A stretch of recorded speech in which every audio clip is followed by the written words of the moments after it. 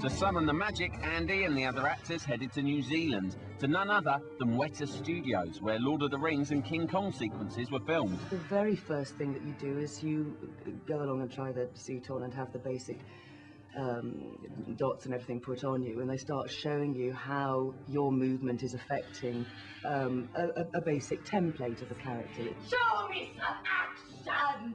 A screeching, mucus and blood-covered portent of their downfall!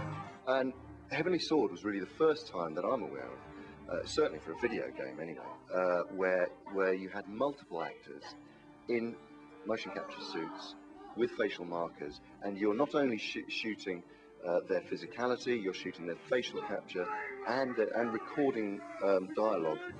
So basically, in effect, it's like shooting a film. Nothing compared to what I'll do to you! It's not so much motion capture as performance capture. So, was this new Hobbit popular with his team? It was fantastic, especially with his vast experience in motion capture and also being an actor himself too. It was fantastic. And he just created a great atmosphere, a great working atmosphere, and the way, the working relationship we had with him. He was very laid back about it, but knew exactly what he wanted. Of course he did. He's the king. Tell her! Wipe her out! It is my will!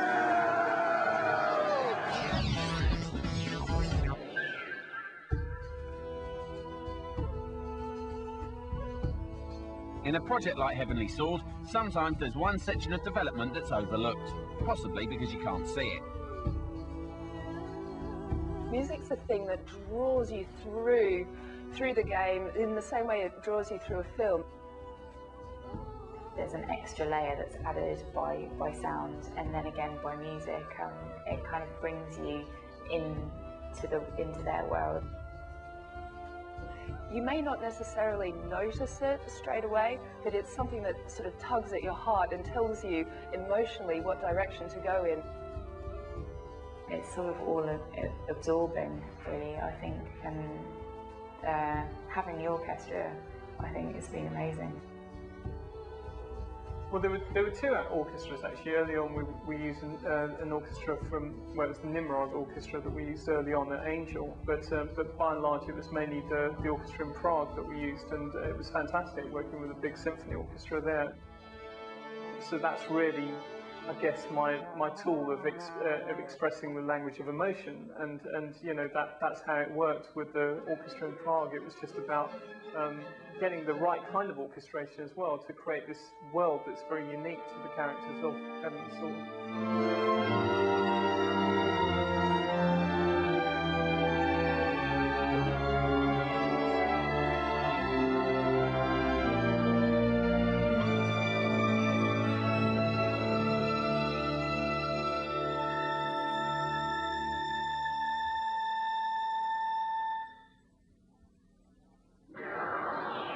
That's it for part 1. Join us in part 2 for an exclusive and explosive demo. And we'll find out if Noriko can beat Lara.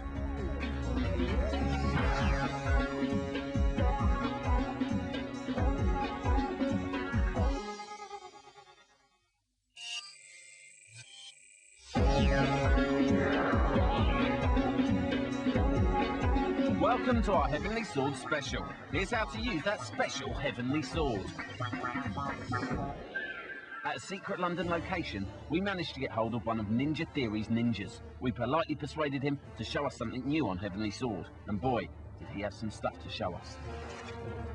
Hi, my name's Saito Man. I'm lead combat designer for Ninja Theory, and I'm about to show you a demo of our latest build of Heavenly Sword. Okay, this is a new location in Heavenly Sword where we're in more of a lush environment with lots more greenery. This is about 60% through the game. And here's an encampment of the enemy. So these guys, they're quite tough. They've got a lot of the moves. So I've got to pick particular combos which are going to open them up.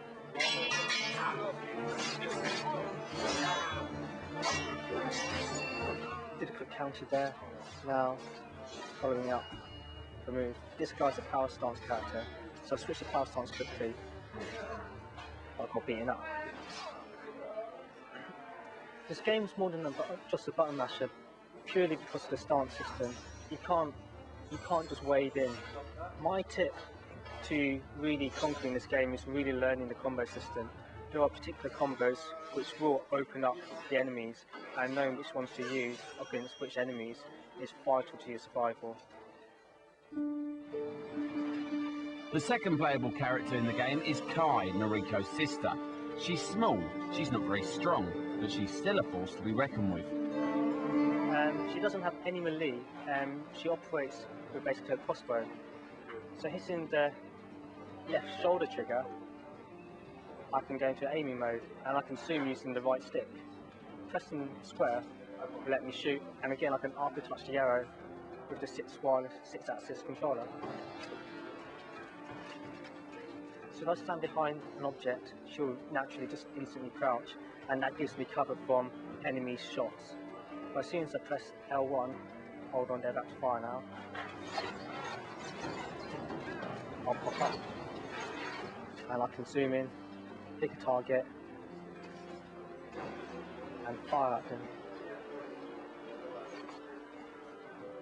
And he didn't die. I can take a flaming arrow and take it towards some explosives and take out the guys a lot quicker. So if I go up here, we've got a whole line of them. And just wipe them out in one go. And our friendly ninja didn't stop there. He took us right into the final battle of the game to show us how Noriko likes nothing more than grabbing hold of a massive weapon and pounding the opposition into submission. It's all about the hand movements, apparently. Heavenly Sword is first and foremost a combat game, but there are other sections in the game which we use to break up the combat, such as this section here, where you get to use a cannon to defeat the oncoming army.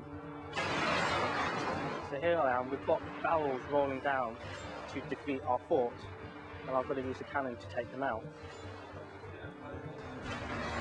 So I can continually hit fire and try to gauge the arc, or I can press and hold the fire button and go into aftertouch. And in aftertouch I can steer the cannonball using the 6-axis controller.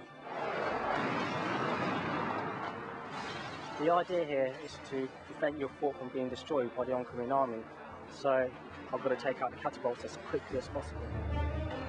It's amazing how she has such control over those large metal balls, almost like she's teasing them into the targets. Explosive stuff, I'm sure you'll agree.